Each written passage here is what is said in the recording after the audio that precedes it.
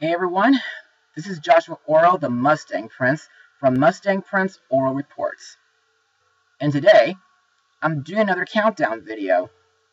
And of course, since today is Valentine's Day, let me ask you guys a very personal question. Has anyone had an imaginary crush on someone?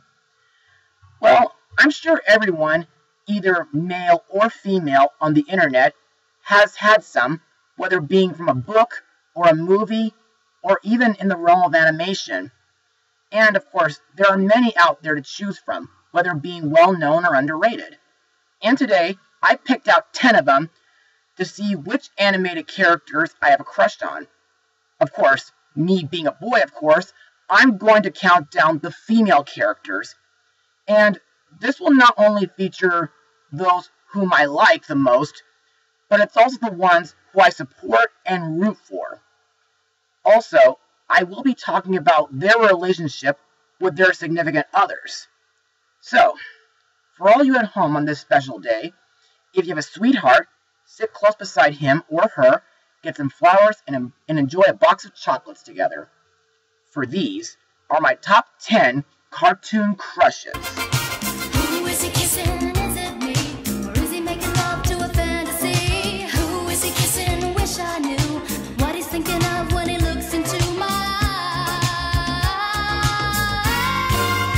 Whoa, who is he kissing? Wish I knew. Who is he kissing? Me or you? Who is he kissing when he looks into my eyes? Who? Now let's start off the list with a character whose movie isn't very cool, but a character who's decent and cool enough to talk about. Now, for those who don't know, Cool World is one of Ralph Bakshi's infamous movies. I mean, yes, it's a tad similar to Who Framed Roger Rabbit, except it's more insane and raunchy, especially when there's random animated creatures running around all over the screen. There's also sexual innuendos, and most of the characters are really outrageous. Anyway, the reason why Lynette is on the list is because, in my opinion, she's a lot better than her busty counterpart Hollywood, whose goal is to become a real woman and go out into the real world with a comic book artist named Jack Deebs, played by Gabriel Bryan. In the film, Lynette works as a waitress at a doodle bar, and she's the girlfriend of an annoyed detective named Frank Harris, played by Brad Pitt. To me, Lynette is a genuinely kind, friendly, and a sweet-natured character. And even though it's illegal for Noids and Doodles to make out, she genuinely loves Frank and wants to, well, consummate her relationship with him. To me, Lynette and Frank's relationship is nice, but at the same time, it's very serious and, well, slightly stained. Hence why Lynette is on the bottom of the list. Another thing I like about Lynette is her voice, provided by veteran voice actress Candy Milo, whom I know as Snap from Chalk Zone, Crystal and Amber from Scooby-Doo and the Alien Invaders, Lucille, Donna, and Passe from Final Fantasy X and X-2, and Nick from Jimmy Neutron. Yeah, I know. Weird, huh? One of my favorite scenes involving Frank and Lynette is when they go to a restaurant to spend quality time together. But when Frank finds out about Holly making out with Jack and that they escape to the real world, Frank has to go back there to find and stop them. However, Lynette feels worried that she'll never see him again. Thankfully, Frank promises her that he'll be back and that they'll be together again. At the end of the movie, Lynette finds, well, Frank dead due to Holly pushing him off a building from Las Vegas.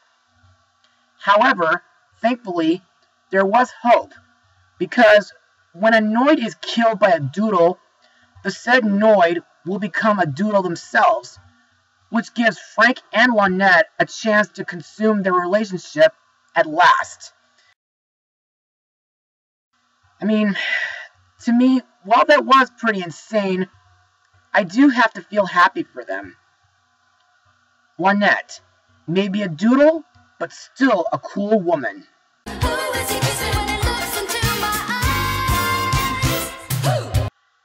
Now, I will be frank that this character will most likely be the youngest crush I have on this list. But because I liked her as a kid, and her movie is one of my childhood favorites, I just had to include her. Now, I'm not sure if many people remember this Japanese animated film, but anyway, it's about a little boy named Nemo who gets invited to a dream world called Slumberland, which is inhabited by fun creatures from everyone's good dreams and ruled by the kind King Morpheus, who invites him to be his sole heir and his daughter Camille's playmate. To me, even though she made fun of Nemo's pajamas and called his squirrel friend Icarus a rat, Camille is, well, kind, caring, and very friendly. But at first, she's very hard to impress, and she may look like she's proper. Also, she's voiced by Laura Mooney, who has been in the Twilight Zone movie, and she got to voice, well, as Mandy in Chip 'n Dale Rescue Rangers, Kessie in The New Adventures of Winnie the Pooh, and Katie Kaboom from the Animaniacs. But, weirdly, Camille has somewhat of a disappearing and reappearing British-based accent. Also, her counterpart in the real world is a ringmaster's daughter, which means that Camille can, well, come to Earth as a being of Earth. Anyway, one of my favorite scenes involving Nemo and Camille is the part where they go on a tour around Slumberland, during which they fall in love together. Plus, I do like that she joins Nemo on a quest to rescue her father from the Nightmare King. And she was nice to let the Booms guide them to the Nightmare Castle.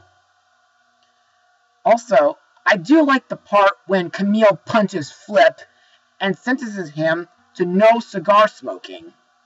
Man, goes to show that you should never mess with a princess like her. Lastly, I like the part where Camille joins Nemo to take him back home to New York, and they officially become a couple after their first kiss. Now that was really sweet. Princess Camille, one who truly makes the number 9 spot a dream come true.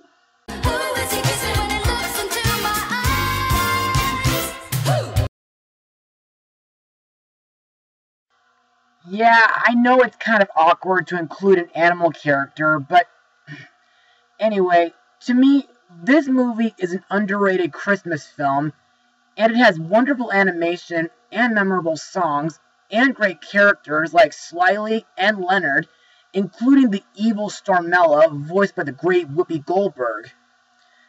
But the one character who sticks out to me the most in this film is the beautiful doe Zoe. Plus, I think she's a tad better than Clarice from the Rankin Bass special. No offense. In the film, Zoe is voiced by Miriam Sarois, whom I remember as Akane from Ranma 1/2. In my opinion, Zoe is very knowledgeable and intelligent, and she's one of the few reindeer who never make fun of Rudolph's nose. In fact, Zoe thinks Rudolph's nose is very unique, just like him. Man, Wish someone could say that about me. Plus, Zoe is very supportive to Rudolph, and I think they both make a sweet couple. Also, I like the part where Rudolph and Zoe were underneath a mistletoe about to kiss, until her jerkish buck friend named Orro ruins it. A year later, during the reindeer games, Zoe gives Rudolph her pendant and a kiss on the cheek for good luck. But after Rudolph gets disqualified, Zoe tells Orro off and dumps him. Later, after Rudolph runs away, Zoe vows to find him, only to get captured by Stormella while she was crossing her bridge. But when Rudolph, along with Leonard, try to rescue Zoe from the dungeon, Zoe tells them that maybe he wouldn't have run away if she told him that, well, Rudolph meant everything to her. Plus, I like the part where Zoe finally kisses Rudolph to wish him luck while he guides Santa's team. Zoe, a beautiful reindeer who makes our whole hearts glow.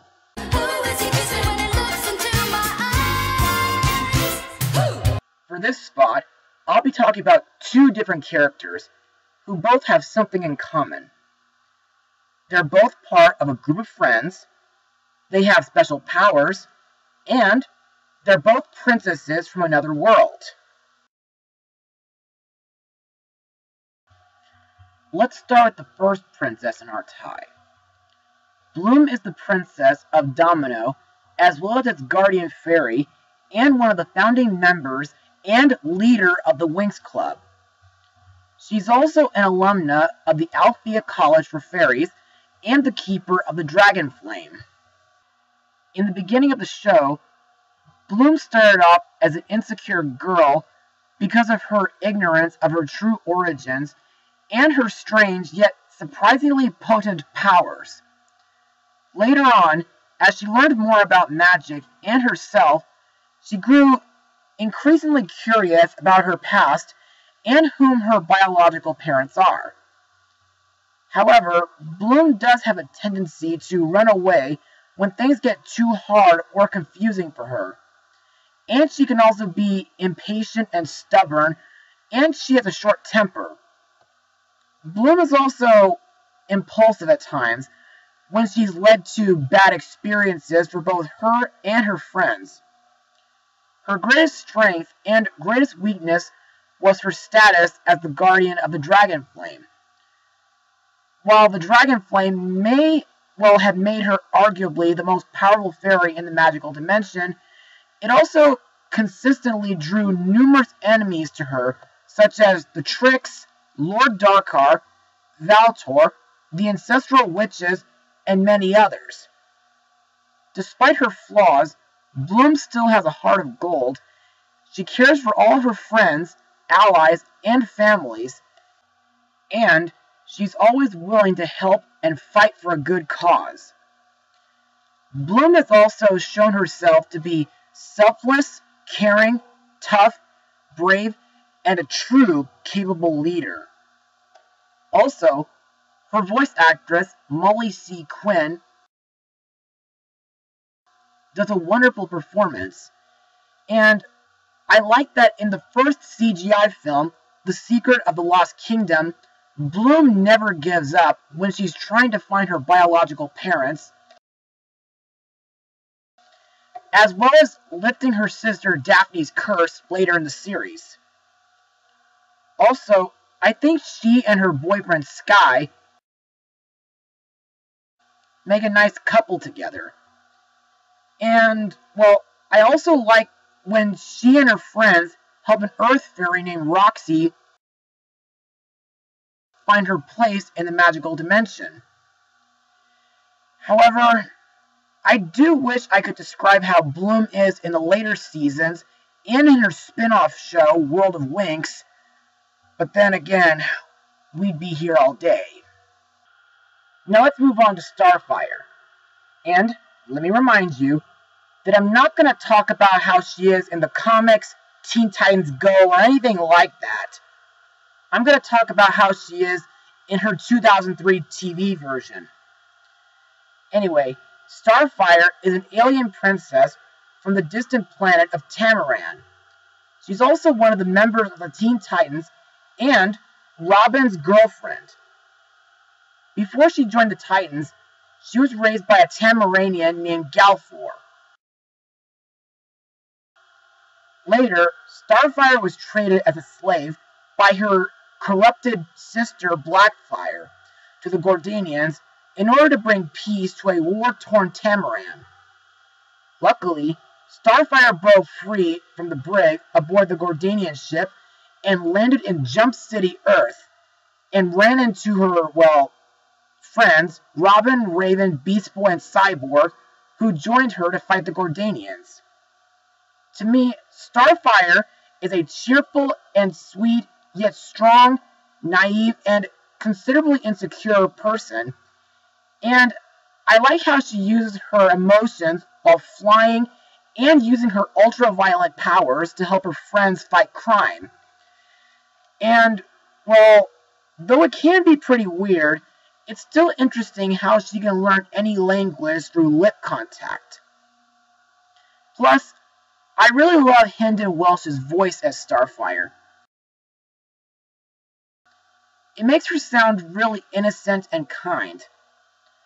Also, since Starfire is practically new to Earth during the show, I do like her curiosity about certain things. And I like that she takes friendship very seriously, and she's easily distressed when others, especially her friends, argue or fight. She's arguably the most social of the Titans, regularly meditating with Raven, lifting weights with Cyborg. But there is one person who she cares for the most, more than anyone on Earth. The Titans' leader, Robin. Since the day they met, both she and Robin have had romantic feelings for each other. But Robin and Starfire didn't admit their strong romantic feelings for each other until the series finale, Teen Titans Trouble in Tokyo. At the time, they do share a few scenes with each other and have attempted to kiss twice, but after defeating Daizo, Robin and Starfire finally reveal their feelings for each other, and they finally share a real romantic kiss and become a couple. Bloom and Starfire, one who's flamin' hot and one who's out of this world.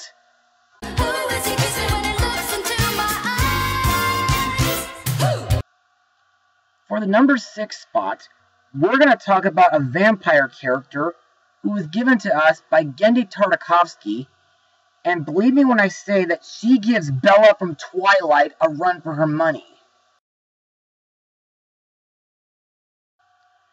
Now, as I stated before, Hotel Transylvania has got to be one of the funniest animated Halloween films that I've ever seen, and all 3 of these films, along with the animated series, bring back wonderful Cartoon Network memories from the old days. Anyway, the reason why Mavis is on the list is because she reminds me of a girl I knew from my college age. And not long after I graduated, I sadly lost touch with her. As for what I think of Mavis, well, to me, she's a headstrong, intelligent, curious, cheerful, and an independent vampire. She also has an attitude, but she is very sincere and gentle. Mavis wants a little bit of independence and freedom from her father Dracula's overbearing nature, and she frequently gets bored with his ministrations. Mavis dreams of exploring the outside world and experiencing all the sights and sound that the world has to offer. But all that becomes a reality when she meets a man named Jonathan, whom she falls in love with before discovering that he's human. Mavis also has a caring nature, no matter how horrible the circumstances. When she was in the fake village that her dad created, she was worried about the false humans who were on fire, even though they were attempting to physically injure her with pitchforks. But she does get mad when she found out that Dracula lied to her. In the second movie, after becoming a mom, Mavis begins to adopt some of her father's overprotectiveness and attachment to her child Dennis. She takes extreme measures for his safety, rarely leaving his side and wanting to move to California in order for her son to grow up in a safe environment and around other children like him. Unlike her father, she doesn't seem to care that Dennis isn't a full vampire and accepts him for who he is. However, Mavis still shows some carefree habits in her later years, such as destroying a piñata, gorging herself on a slushie, and performing some hardcore bike tricks. Plus, Mavis's voice, provided by former Disney Channel star Selena Gomez, is awesome, and she makes Mavis sound really fun. And I like that Mavis is very curious about the life outside the hotel, and that she's very supportive to her friends and family. Plus, she was able to help Dracula relax by arranging a summer cruise in the third movie. However, Mavis does become suspicious when Dracula is getting to know the Legacy's captain, Erica. Plus, I think Mavis's summer outfit makes her look really awesome. Also, I think Mavis has such wonderful talents, like walking up walls, flying, and I like when she joins in to fight a pack of cronies and helps rescue many monsters from a corrupted kraken.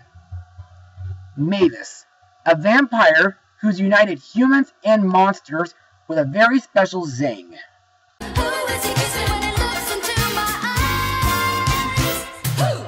Now believe me when I say that this next character is just so cold that I couldn't let her go off the list. Yeah, I understand that most of you are very irritated with Elsa, but please just hear me out. Now, as I previously stated, I do believe that Frozen is a genuinely unique movie, and ever since it came out in 2013, I felt a very special connection to Elsa. Not only because snow is my favorite element, but her relationship with her sister Anna pretty much reminds me of my relationship with my little sister Sabrina when we were children.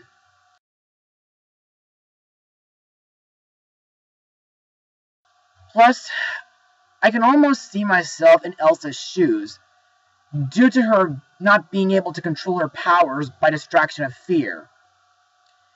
You see, not long after her movie got released, I had surgery on my leg, and, well, I was afraid to further get hurt, and I had to isolate myself from everybody until it was recovered. Also, I think Elsa is a benevolent and giving person, and during her song Let It Go, she is shown to be strong and unafraid, yet with an air of elegance still surrounding her. Based on this fact, she has confidence in her abilities and accepts them as part of her, no longer worried or daunted by her restraints. But at the end of the movie, Elsa, learns to fully control her powers after learning that love will thaw a frozen heart and uses it to bring summer back to Arendelle. You know, that scene really warmed my heart. And following her return as Arendelle's queen, Elsa rules her kingdom with a genuine smile and spends most of her spare time using her abilities for the pleasure of herself, her sister, and the entire kingdom. Like when she makes an ice skating rink in her courtyard. I also like that during Frozen Fever, Elsa goes through great lengths to give Anna a memorable birthday, and she's dedicated to ensure that the slightest detail will be perfect, despite the fact that Elsa got sick. And of course, during Olaf's Frozen adventure, I think Elsa's magic really does make Christmas more magical than ever. Especially when she makes an icy Christmas tree after she and Anna discover that Olaf is their family tradition. Heck, even at Disneyland, Elsa makes Christmas wonderful, and I really love having photos with her there. Also, I think Idina Menzel does a wonderful job voicing Elsa. And it almost makes me think back to her role as Elphaba from Wicked. And I really like Elsa's comfy outfit in Ralph Breaks the Internet. It makes her look really cool in my opinion, especially when she makes an ice slide to save Ralph. However, if there's one thing I have to complain about, or more like nitpick, it's the whole Jack Frost / Elsa shipping. Ugh. Seriously, guys. You can't ship a DreamWorks sprite with a Disney queen. Just because they have the same element doesn't mean they should, well, be together. But I'm glad that Animat made that fan clip explode in his top 10 biggest animated box office bombs video. I also need to mention that during the events of Kingdom Hearts 3, we learned that both Anna, Elsa, along with Rapunzel, are part of the new 7 Princesses of Heart. And even though we don't know who the others are yet, Elsa has proven to be a wonderful Queen of Arendelle, and I'm one of many fans who are definitely looking forward to seeing her upcoming sequel this winter. Elsa. In the words of Mick Jagger, I'm so hot for her 'cause she's so cold.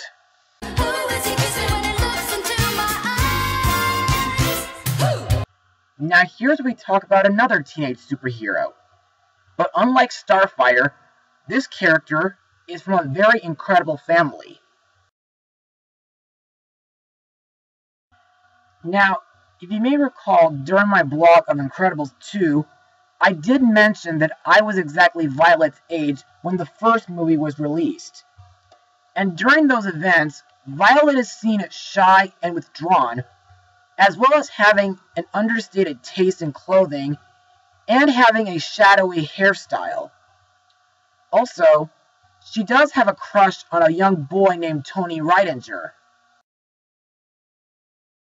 As the film progresses, Violet quickly begins to embrace her superpowers and gain more confidence in who she is. Plus, she's shown to possess a curious and experimental nature to her, willing to explore her abilities and her world once she is freed from the family prohibitions about using her superpowers.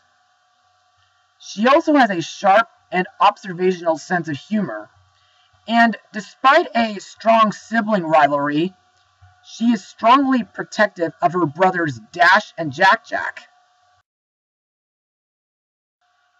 In the sequel, Violet displays a broader range of emotions, like throwing tantrums, acting awkward, and at times being, well, depressive. However, she ultimately develops a sense of maturity and begins to appreciate the sacrifices that her parents do for her and her brothers.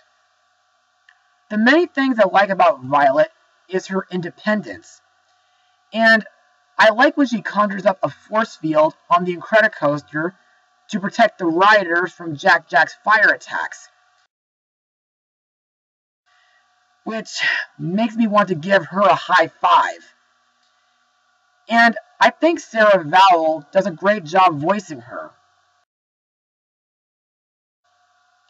Plus, I did like that Tony asked Violet out to a movie. Unfortunately, those plans got blown when Tony discovered that Violet was a super, and he had his memories of her erased by Rick Dicker, which made Violet really upset.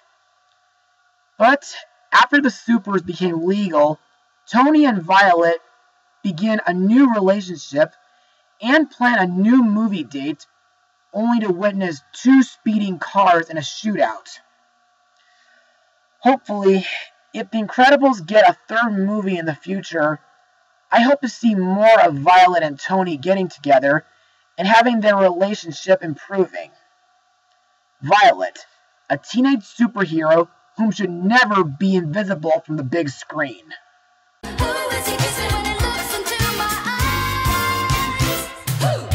Now that we made it pretty high on the list, we're now going to talk about the characters that have the biggest impact on me. And for this spot, let's talk about a horse character who was one of the few who helped influence my title as Mustang Prince. Now, to be honest guys, this is one of several films that I never really watched when I was little, but thankfully I was able to rent it from Netflix during my high school age and later get my own DVD copy from Target. And I think this film is a real masterpiece, not just for the story and the animation, but for the music provided by folk rock band America. Anyway, let's talk about the title character herself. When she finds out that she may be the last unicorn, she decides to leave her home and the safety of her enchanted woods to search for the rest of her kind. Along the way, she learns of a creature called the Red Bull, whom I like to call El Rosso. This beast has been said to, under orders by the evil King Haggard to drive the other unicorns to the ends of the earth, which is in reality the sea. Along the way, the unicorn meets a magician named Smendrick and a woman named Molly Grew. To me, the unicorn is a free-spirited character, plus she's open-minded and shows concern and passionate to all around her. Plus, Mia Farrow's voice does give her a sense of innocence. Also, I like that the unicorn's horn has a special magic that she uses to free a bunch of displayed animals from Mommy Fortuna and Smendrick from being tied to a tree. Also, her horn does have a healing spell. Later in the film, she's greatly upset when Smendrick transforms her into a human woman named Lady Amalthea in order to confuse the Red Bull and to not arouse King Haggard's suspicions. However, her new form terrifies her to the point where she breaks down in tears, claiming that she is more afraid of her new form than the Red Bull itself. During her time as a human, Amalthea feels lost, lonely, frightened, and begins to forget her true self. But at the same time, she unintentionally falls in love with another human, Prince Lear. And she feels conflicted whether she wants to, continue her search and change back into a unicorn, or remain as a woman, since in this story, unicorns don't fall in love.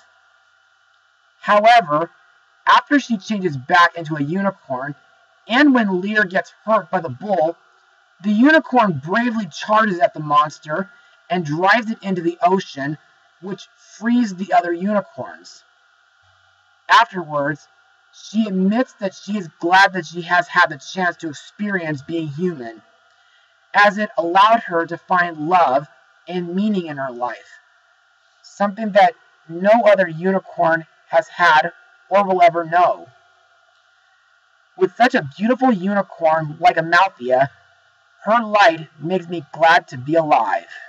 Who is he kissing when he looks into my eyes? Who? And now we come to a character from a movie that started the Disney Renaissance.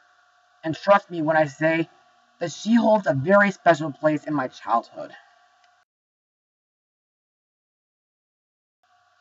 Over the years, ever since I watched this movie when I was little, Ariel has become one of my favorite Disney princesses, and one of many Disney characters that I like meeting at Disneyland. And I'll never forget seeing her movie's theatrical re-release back in 1997. Plus, I can't believe that this year marks its 30th anniversary. Anyway, in my opinion, Ariel is a bright, spirited, and headstrong mermaid princess with a strong passion for adventure and exploration. However, her tendency to explore the world beyond the ocean can lead to, well, an array of problems. Despite this, Ariel's selflessness and compassionate way of thinking often resolves such problems, as she always takes full responsibility for her actions. Throughout the first movie, and in some episodes of her TV show, Ariel is shown to have a burning obsession with the human world, and a desire to learn more about their culture. She views humans as aspiring creatures, and she spends most of her time focusing on finding, observing, and collecting various human objects that have sunk into the ocean. She's also shown to be extremely compassionate and loving towards all living things. For example, she has a very close friendship relationship with her best friend Flounder and her father's court composer Sebastian, and she's loyal to her father King Triton and her 6 older sisters. Ariel has also made friends with a seagull named Scuttle, an abandoned killer whale named Spot, an irrationally feared sea creature named Lucky, and Little Evil Manta, the son of one of her nemesis. Plus, Ariel can have a bad temper when she's provoked. However, after meeting and saving Prince Eric and singing to him, Ariel is willing to make daring sacrifices for the sake of true love, like trading her voice for legs. In the sequel, similar to Mavis from Hotel Transylvania, Ariel matures after becoming a mom, and she becomes very overprotective of her daughter Melody, due to the evil Morgana's threat. However, Ariel is shown to long for the sea, but keeps this hidden for her daughter's own safety. Even though it would have been easier if she had just explained everything to her. Anyway, what I like about Ariel is not only her independence and curiosity, but I like that Ariel has a passion for music, as shown in her prequel, due to it reminding her of her late mother, Queen Athena. I also like that Ariel was able to get Eric to fall in love with her, even though she couldn't speak at the time. It's like they say, actions speak louder than words. Plus, I think Ariel is equally as beautiful a human as she is as a mermaid, even though her experience trying to stand up and trying to walk started out pretty difficult. But I think she was a fast learner when she dances with Eric and when she drives a horse-drawn buggy. Also, Ariel's voice, provided by the wonderful Jodie Benson, is just so amazing. Also, I do like Ariel's roles in the Kingdom Hearts games, and I like that in Princess Sophia's second special, The Floating Palace, Ariel helps encourage Sophia to enlist Cora's help to save her little sister Una. And, like Elsa, Ariel makes an appearance with the other Disney princesses in Ralph Breaks the Internet. And I think her comfy outfit looks almost identical to her mermaid form. Plus, I find it interesting how she took her song and put in new lyrics to it. Speaking of which, I also like how Ariel and several of the others encourage Vanellope to find her song by finding some important water to reflect in. And I also like when Ariel helps save Ralph by creating a water spiral by swimming upward so that Elsa could freeze it and make an ice slide. With a character like Ariel, it makes me happy that she's part of our world. Now before we move on to the number 1 spot, let's move on to the honorable mentions.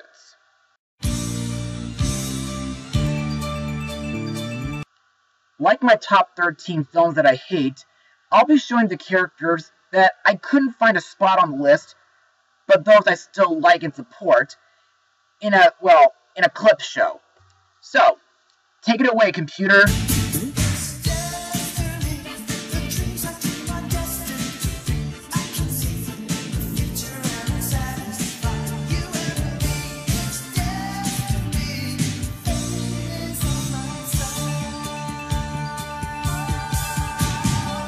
So, if you have any questions regarding these characters, please feel free to leave a comment in the section below.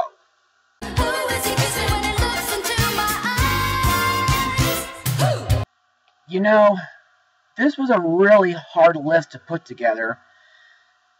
I mean, this seemed like a list that either Ariel or Lady Amalthea could have easily been number 1, but sadly, no. They could have topped this list if it wasn't for a very special pony princess who, ever since 2 years ago, further influenced me to be the Mustang Prince that I am today. Yes, it's true. Ever since I saw her theatrical film 2 years ago, I became an instant fan of My Little Pony, and it made me want to catch up by buying the past seasons on DVD, including the Equestria Girls movies. And, just to remind you guys, I'm not a brony, because I think my title as Mustang Prince is a better description for me, due to the fact that I love horses. Anyway, in the beginning of the show, Twilight was a bit too, caught up in her studies to make friends. But after defeating Nightmare Moon and reuniting Princess Luna with Princess Celestia, Twilight comes to accept her new friendships, and she expresses a desire to stay with her new friends in Ponyville. Over the course of the show, Twilight learns about the trials and rewards of friendship, periodically sending friendship reports to Princess Celestia. On rare occasions, Twilight and her friends work together to defeat such powerful villains such as Discord, Queen Chrysalis, King Sombra, the Dazzlings, aka the Sirens, Lord Tyrek, the Storm King, and just recently, Cozy Glow. In the Season 3 finale, Magical Mystery Cure, Twilight completes an ancient unfinished magical spell with her deep understanding of friendship, which transforms her into an alicorn, and she gains the title of Princess of Friendship, and later gains her own castle. What I love about Twilight is not only her magical skills, but I think she's a very intelligent and educational pony. And I like that she's very organized. Plus, she makes a remarkable leader and a great head mare and teacher. Plus, I really love Tara Strong's voice for her, because she makes Twilight sound fun and lovable, but sometimes mature at times. Plus, I feel that Twilight is the pony version of Belle from Beauty and the Beast, due to her love of books. Also, I like Twilight's relationship with not only her assistant Spike and her PFFs, Pony Friends Forever, but also with Princess Celestia, who seems like a wonderful mother figure for Twilight, along with her brother Shining Armor, his wife Cadence, and their adorable baby daughter, Flurry Heart. I also like that Twilight and her friends are able to solve all sorts of friendship problems around Equestria, and she was able to redeem several villains, not just Luna and Discord, but also Starlight Glimmer, who became Twilight's student, Sunset Shimmer, who would later become a main character in the Equestria Girls series, and just recently, Tempest Shadow, aka Fizzlepop Berry Twist, and Chancellor Nace. Also, Twilight and the main six were able to make friends with other creatures, like dragons, buffaloes, yaks, griffins, hippogriffs, and changelings, as well as a con artist cat and a crew of air pirate parrots. And, like Ariel, Twilight's experience as a human teenager did start out pretty difficult, but she does get better during her visits to Canterlot High School. I also need to mention that during the making of this countdown, it is said that My Little Pony may be concluding after the 9th season this year. I'm sure by that time, Twilight and her friends will show what they have in store to further influence viewers to become better people and gain more friends. But for now, Twilight has proven to be a very influential and inspirational character, and a very worthy leader of Equestria. Twilight Sparkle, a pony who shows that friendship is magic, and my #1 cartoon crush of all time. Well, that concludes my top 10 cartoon crushes. And while it was fun talking about them, I just hope that someday I can find someone special to share a relationship with. Hopefully. Well, that's all for now. Be sure to tune in for my next video. Until then, this is Joshua Orro, the Mustang Prince, saying Happy Valentine's Day, and Mustang Power!